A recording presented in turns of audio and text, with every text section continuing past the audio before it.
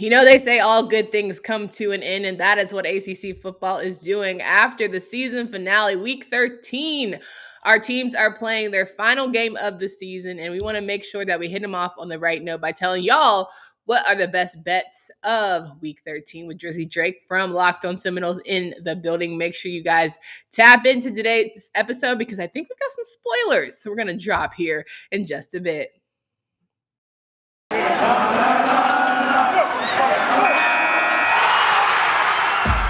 Locked On ACC, your daily podcast on the Atlantic Coast Conference. Part of the Locked On Podcast Network, your team every day.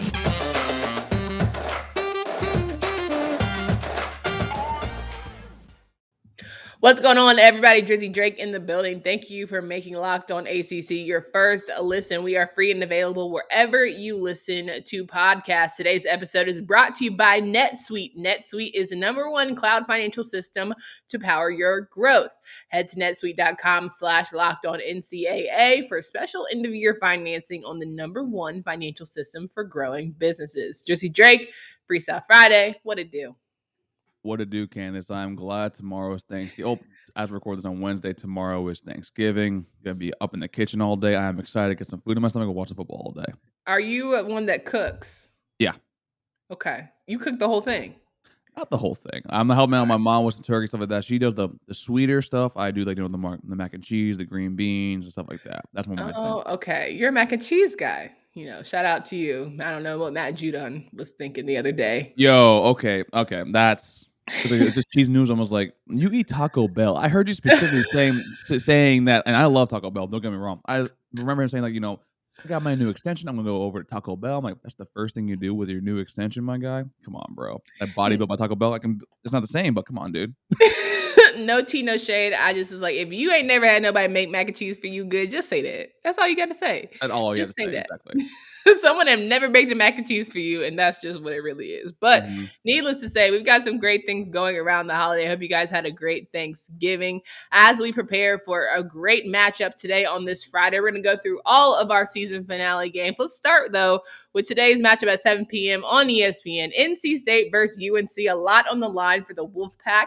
They must win this game in order to stay in the race for the Atlantic Division. In North Carolina, the Tar Heels are trying to just get into a better bowl, I suppose, right? Maybe, who knows? But more so for pride. It all comes down to that. It boils down to that. Why not Carolina ruin a really good NC State season? The first time they would ever have 10 wins and could potentially have 10 wins when they get that bowl win. Or, just get us our little Mac Brown is great and we're going to have new coordinators next season kind of vibe. Who knows what we're going to get? We have no idea. And also, it's kind of fun. Again, I saw that Ricky Person Jr. just declared for the NFL draft, I want to say yesterday, as we're recording this. And I know that North Carolina has a really bad run defense. The problem is, NC State's run offense isn't that good, which is super surprising because they had Ricky Person and they have Zonovan Knight. I know Devin Leary has been, the star of the show, and he's been a top 10 QB. But the fact of the matter is that, the UNC's pass defense is decent. It's okay. And that's typically all you really need against the Penn State team. And it's going to be really interesting to see because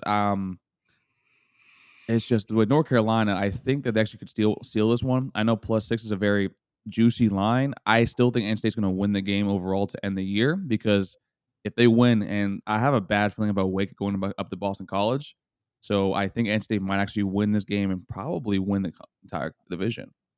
Oh, well, that is a spicy take that I didn't see coming. I don't think okay, well, we'll talk about it, whatever. We'll talk about it. I think NC State is going to wet the bed personally, only because it just is very NC State of them to do. You have everything going for you, but in the same breath, I can say, well, I thought that about the Clemson game, but I figured that this was the season for them to beat Clemson just about how they were performing this year.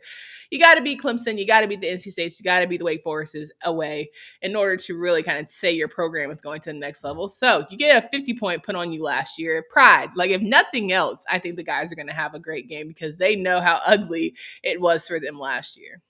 Yeah, and they also, I think Sam Howell knows this is his last game too. And that's kind of that's another thing as well that You got to go out on your shield, man. I mean, you've actually, I didn't know this. He actually, I think, broke Lamar Jackson's record for most broken tackles by a QB this season, which to I me is wouldn't doubt it. Yeah. which is absurd. And like, I'm like Sam Howell, the running quarterback, the fullback QB hybrid over here. And to If me, that's just it's because he's going to leave the team to was it Jacoby Criswell as your backup quarterback now? Jacoby and Drake May. Rick May. And to me, that's he's got to show out. And I think because his draft stock maybe has taken a little bit of a hit this year because I knew see with the emergence of like Kenny Pickett, even the escalation of Spencer Rattler too. So I think he needs to show up a little bit for this game. Maybe get ready for the bowl game if whatever draft scouts say for him. So to me, Sam Howell might actually have a show, but I still think NC State kind of like pulls out a close one. So I think North Carolina +6 is the play here. Ooh, wee. All right, Saturday matchups. I would love to get into some of these. Of course, one that we can just talk about for maybe 2 seconds, Georgia Tech. Ah! After that Notre Dame showing, I'm like, listen, if Notre Dame can put up 55, can Georgia put up 60? Like, but who are we betting for? I love how Jeff Collins took the same amount of time talking about the game on Friday's show as it did for the game plan because that was 55-0. The Georgia's going to win by 1,000 points. I mean, the only good thing about this game is the name of the rivalry, good old-fashioned hate. Okay. But other than that, I mean, there's 2 seconds I think might be even too much for this game, Candace. No doubt. Then another 12 o'clock game, ESPN2, the one that we want to talk about further in length and may spill over into a different segment. But Wake Forest and Boston College, you think that the Wake Forest Demon Deacons are in trouble as they head up there to Chestnut Hill? Yeah, actually, it was really fun. I almost wore my Wake Forest hoodie, folks. I know I'm the Locked On Seminoles host, but one thing that me and the co-hosts have been doing this year, whatever team we lose to, we buy like a hoodie or like some merchandise from them. So like when we come back to greatness, we do that. Even though if we lost to Miami, I probably would have donated money to some kids like down in the Miami area. I'm not going to wear the paraphernalia, and that money would have been bet to a better place. But with the Wake team, their defense has been just so bad. It's been awful. And I know Boston College doesn't have a run game to speak of, but I mean, Phil Dracovi, you saw he kind of turned on against FSU towards the end of the game. And that was from our offense, not being on the field very long and also from poor officiating, which I'm not even going to discuss. I know AJ and I have different opinions on that. And then with this Wake team, I think they're running out of gas. Like, I think they're exhausted. I think they played a lot of physical games, a lot of games where that offense has been on the field way too much. And to me, that's might show its ugly head against Boston College. And I think this is a game that Phil Dracovic might be like, oh, this is the guy that we talked about all offseason coming into the year. This is the guy that we were missing when he hurt his wrist. So to me, it's not a sexy pick. It's probably a borderline crazy pick. But I kind of like Boston College with the points and the money line here. I think Boston College could steal this game.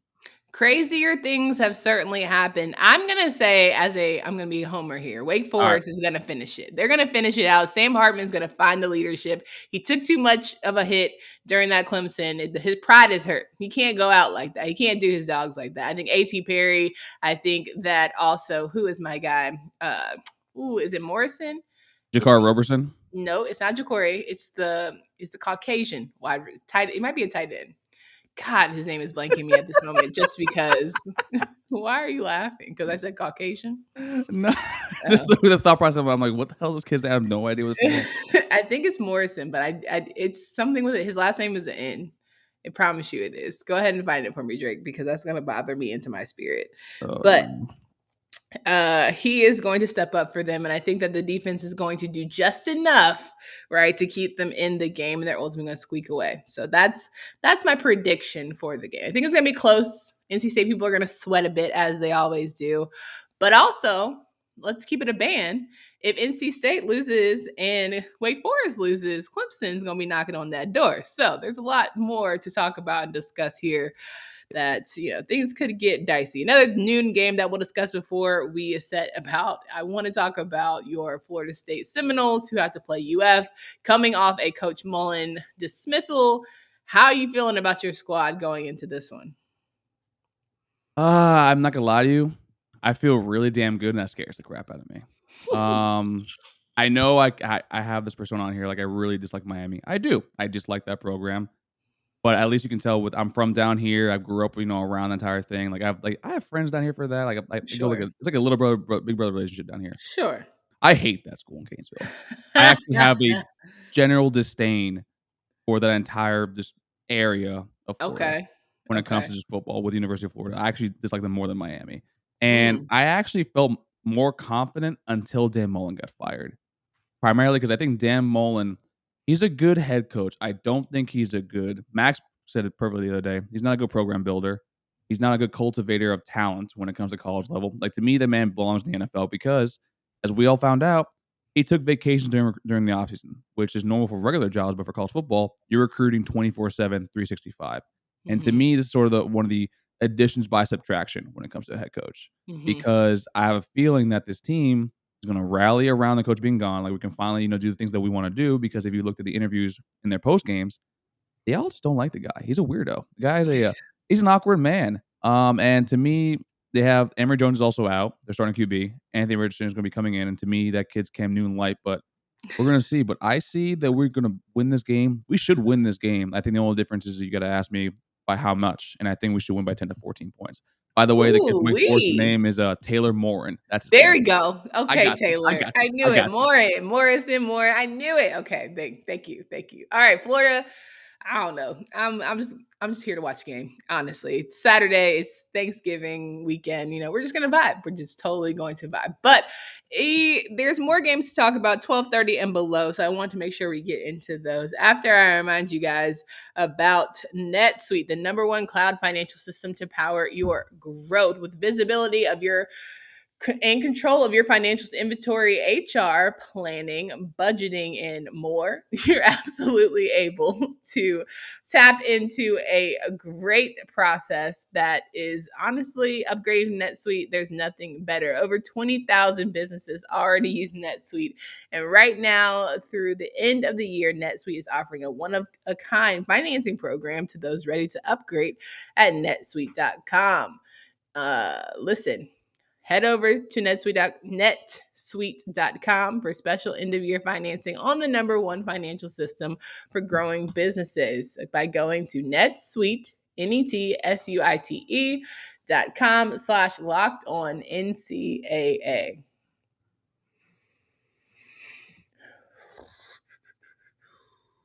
All right, everybody. Back to the regularly scheduled program. Drizzy Drake in the building. Locked on Seminoles host Freestyle Friday. We make it do what it do. 12:30 matchup. Miami and Duke. Senior day for the Blue Devils. Coach Cutcliffe's last game. More than likely win or lose. It's not like one of those where they won this one, so you see promise. It's thanks for playing. We did it for Coach. We did it for seniors. But it's time for something new. Could Miami drop this one? I really want to say yes, but because that would be hilarious, but I don't think so. Yeah, I mean, the Miami defense is really bad, and you also hear rumblings on the offensive side of the ball where Rhett Lashley is probably going to go to TCU to be the new SMU to be the new head coach when Sonny Dykes leaves there to go to TCU. So to me, it depends on whether or not how engaged he is with the offense, but I think you have something special in Tyler Van Dyke. Yeah, I agree. Yeah, because I think you and I were both like, okay, this kid's, you got the third string QB from Connecticut. This guy can throw a ball. Yeah. Fast forward like 6 weeks later, I'm like, no, this man can sling the ball. This man's going to be a very, very good QB. And Duke's defense just has no answers for anything. I mean, you got to take care of Thad Franklin, Jalen Knighton, Charleston Rambo. I mean, those 3 names struck fear into my heart, and we have a much better team than Duke. So to me, I know Duke is favored as an underdog by 21.5 points. I don't think that's enough. And I think this is a game that Rhett Lashley is either going to show out to say he's still here, or Manny Diaz needs to do something to keep his job. So. Yeah, very true. I think Tyler Van Dyke, for me, it was the conversation and the brass and the way he was like, I'm hot stuff. I'm like, how you hot stuff and you can't even make the starting spot? I get it, but prove me wrong, shut me right on up, okay? But more importantly, Duke is going to need help, and they haven't even been in positions where they do enough for themselves versus like Miami messing up and they capitalize. They cannot even capitalize on people's mistakes. I think they're the worst team in the ACC when it comes to turnover points. So all that to say, I've said it before and I'll say it again. They're the best ADR team in college football. They cannot get in the end zone to save their life. Okay. And that's unfortunate. Following your tweets when you're at the game is so funny because they sound so good up until the red zone.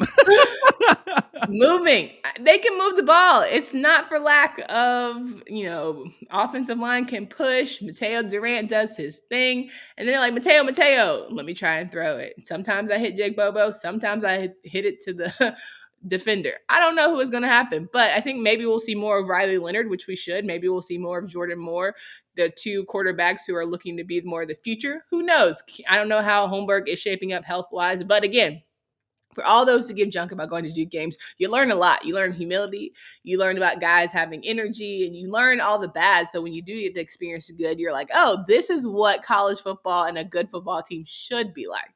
But, I digress. Anyway, 3:45, we got Virginia Tech and Virginia. The Hokies are looking to try to get a bowl spot. Virginia is trying to get a better bowl positioning. Man, I'm feeling for the Hokies. I just don't think they're going to get it done. Yeah, neither do I. I think Brandon Armstrong actually he'll be fine for this game, and then Virginia Tech too. I think they're still a little lost without Justin Fuente. I mean, it's really hard to kind of get up when your head coach is gone. I mean, we kind of this isn't the same as the FSU Florida game where this is the first game back. We've already seen how this Virginia Tech team plays when they don't have a head coach, and it's not particularly that great. They were already undisciplined, and now they Mhm. just, what's the point, right? I think they're going to be very much in the transfer portal city come the off season. And they should be. I mean, you're not going to play for a guy that didn't recruit you. It's kind of difficult to you see that in all college football now, especially with the new early signing day period era from 2018 on, and it's going to be interesting. I do think Virginia probably wins this game by a lot more than the 7 points that Vegas is giving us. Also, BetOnline AG -7. I'll say the under 62.5, folks. That looks very juicy. But with Virginia, it's all I do worry about. You're playing, like you said, they're playing for a better bowl position. Mm-hmm. I never played football at the high of a level. I would love to know what's kind of the mentality for a team that we're not going to win our conference, we're not going to even win our division, but we're going to get a better bowl. Does that give you an extra little pep in your step, or that's kind of we're just You going to go out there know, and do our job? in this day and age, in this era where bowls aren't exactly highlighted much, it's kind of difficult to say, right? Especially if you're a player that probably can go to the league. I'm Mhm. not playing in the bowl game, more than likely. If we're not playing for a championship or we're not playing in New Year's Six Bowl, you probably won't see me. And even then, I'm considering, we talk about Carolina guys from last year. They made New Year's Six Bowl and then didn't participate. So there's nothing glamorous about it, but I think it's for pride's sake. You want to say you're a Yeah. bowl eligible team, you're a part of that, put it on the resume boost. If you're going into the real world, some of you seniors who are about to find themselves in a whole different sphere. So you're 100% correct there. But I would love to know your thoughts on this matchup. Pittsburgh and Syracuse, a team, Syracuse looking for a bowl. This could potentially keep Coach Baber's job, right? Now, will it be a win? Who knows? But Pittsburgh, they've shown flaws defensively. Kenny Pickett certainly, can they go to sleep at this one because they know they're automatically guaranteed spot in the Coastal in the AC Championship by winning the Coastal?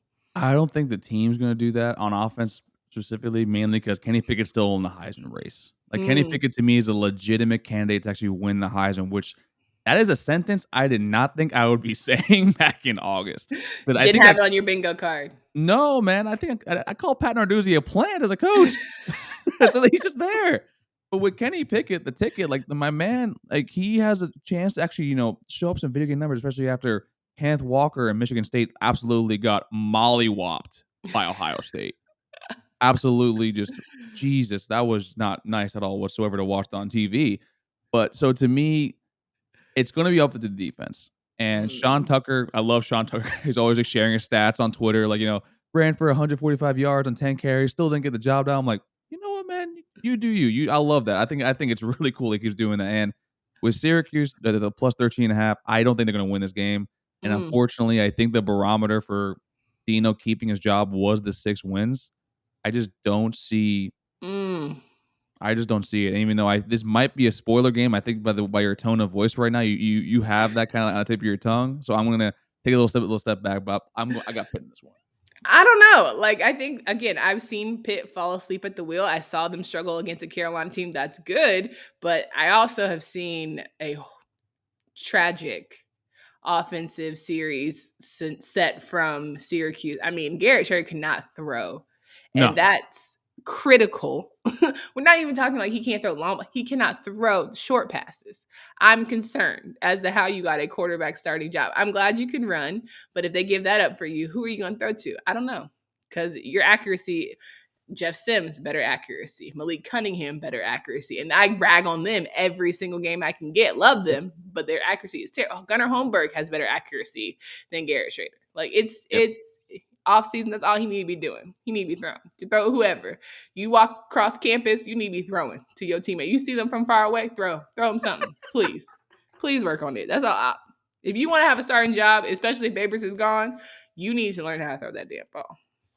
Okay, well, there's that. Now, before we get into these big two, and actually only one's really big, I want to talk about the last two games heading into the season finale. But it was Thanksgiving, but football is still throughout the entire weekend, and nothing goes better with football than some leftovers. And betting, BetOnline has you covered all holiday season with more props, odds, and lines than ever before. BetOnline remains the number one spot for all of your sports action. So head over to their new updated website or mobile website to sign up today and receive a 50% welcome bonus with promo code LOCKED on. And it's not just football. BetOnline has pro and college hoops, boxing, UFC, and even your favorite Vegas casino games. Don't wait to take advantage of all the amazing offers available for you. BetOnline is the fastest and easiest way to bet on all of your favorite sports.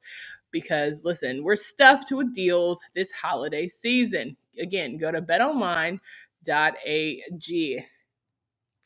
Now, it's the most wonderful time of the year. It's Black Friday. Built is going all out to make this Black Friday weekend the most delicious Black Friday that there ever was in the history of Black Fridays. New limited time flavors, new types of bars, and a winter wonderland of a deal. You want high-end deliciousness at a discount?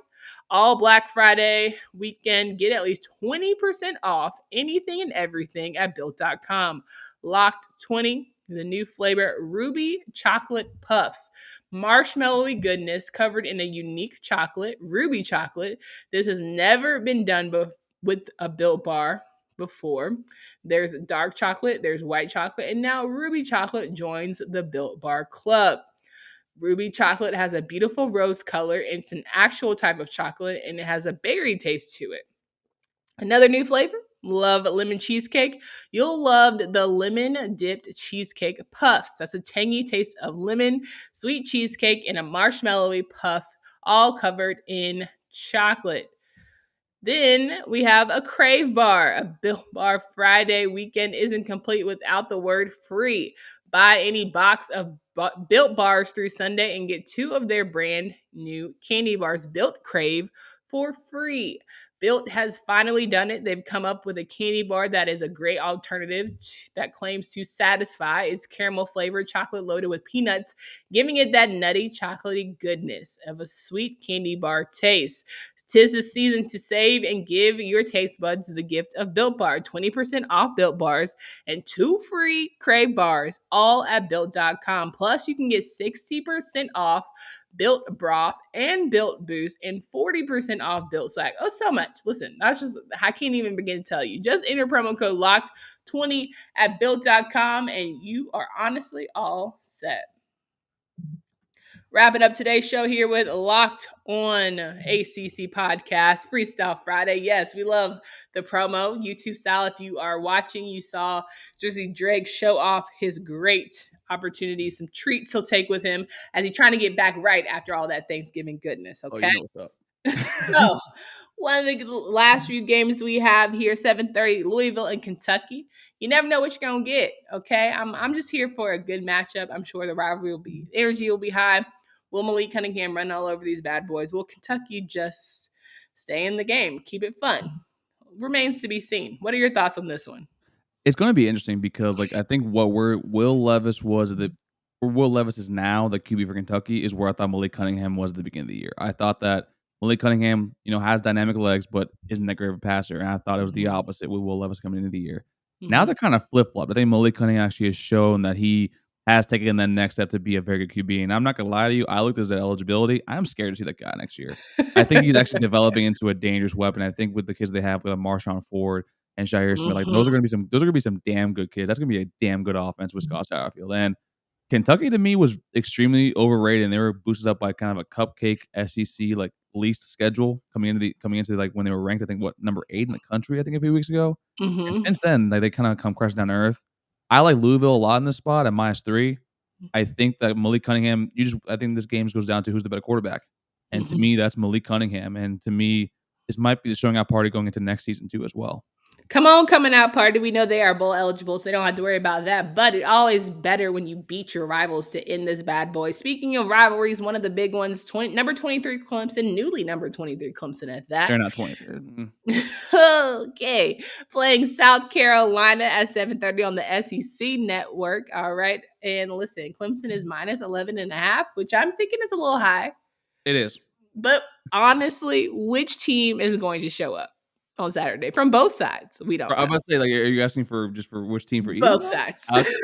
So I know that you were finally happy to say that DJ finally has coming out party. Like you were right. Go! You were waiting all year and you finally got it. I don't think it happens again. Ooh, a one and done. Oh, I think it's a one and done. If he might prove me wrong, he's done that never, but we'll see if it finally happens. But with the South Carolina team, it's a very different team than the beginning of the year. I think they scored 10 points in their first 3 games, and then they had 40 yards of offense against Texas A&M. Mm-hmm. But all the teams that they lost to are I think in the top 15 now, and they've kind of rolled, and they showed by beating a very bad Florida team 52 to 16 or something like that. I don't think South Carolina's going to win. I would love to say that. I got a bunch of South Carolina friends from law school. They're going to be at the game. But with Clemson, I think their defense is just that elite that they will stop them. But I don't think you're going to see the same kind of not coming out part. You're going to see the repeat performance from DJ from the Wake Forest game, because Wake Forest defense is a lot worse and injured than South Carolina. But you're right. I think 11 points is. You've been hanging out with me too much. 11 points is way too damn high. So give me South Carolina plus 11. There we go. I don't know how it's going to shake down, but I know Clemson definitely has turned things around for themselves this season, and happy to have them just be in the conversation. Again, they're going to be sitting and waiting for that Boston College Wake Forest game, as well as Friday night. They're going to be feeling good. How can they get hyped? If Carolina loses, or NC State loses to Carolina, I know they're going to have a different spark about them as they just go wanting to play, getting preparation, make sure everybody's healthy, come out of that game to potentially play in an ACC championship, which honestly, I would be very pissed at Wake Forest and NC State. Guys. Yeah. I'd be so mad. I was gonna print t-shirts of Wake versus Pitt 2021. That's how you know we're in the year 2021 when that's the conference championship, because the Pitt hasn't won anything of significance since the 40s. Wake is a school of 5,000 people. It's a bunch of nerds. I say that out of love, folks, by the way, for all the Wake Forest listeners out there. Shout out Cam Lemons to bro. But yeah, Clemson, I can't reward these people for being so, what's the word, lackluster all year and not meeting expectations by giving them a conference championship, because I think that's worse for the ACC as a whole if they still somehow make it. And right now the parity is so good. So come on, it's aggravating. NC State, stop playing, because it's not okay. It's a third tier of Clemson having to win. So it's Wake Forest losing, NC State losing, and then maybe Clemson. So 2 teams. It's like a playoff tiebreaker in baseball. You need the Yankees to lose this game, and the Red Sox to lose the game, so the Orioles can sneak in this way. And I was like, no, man, no, don't do that. That's just not fun when it's that way. I can't cheer for the Pack off the strain. But also, if Wake Forest, here's what I'll do. I'll cheer for Carolina, and if they happen to lose, I'll absolutely be cheering for Boston College, right? Yeah, okay, there we go. So if NC State wins, I'll cheer for Boston College. Right? Is that what I'm supposed to do? Yeah. See, the fact that you're having to do this right now is how aggravating this entire situation is. Yes, no, I'm pretty, and I'm smart sometimes. But no, I'm gonna be cheering for Boston College if NC State happens to win. That's what I'll do. Yes, okay, yes, cool. Got it.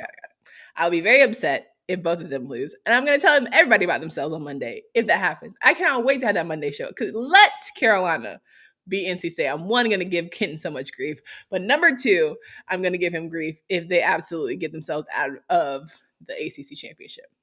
That'd be so funny. Any way to give Kenton grief, that's fine with me. I know, we'll be Florida State, so you can talk about how nice we are beating both rivals, being Florida State champs, for the first time. I can't wait to talk about Virginia Tech. I can't wait to talk about Clemson, South Carolina. So many good rivalries. But all in all, are you happy about the season? We can give, of course, final thoughts as we get ready for the championship. But season-wise, Has it been what you expected? By me, I was telling elite lies all off season, right? So I actually, before we started our entire thing, like we were like, okay, legitimately, what do you think we're going to be? Me off air, I'm like, we'll be 6-6, and you know what? That's where we should be. Like I think Ken said that the best, like that was the ceiling, and I'm like, we can do a little better than that. I had us like 8-4, maybe 9-3. Okay. I had us because I has being Notre Dame, which we should have, has being Clemson, which we should have, in my personal opinion, and I had us actually losing to Florida, which now to me looks like a win.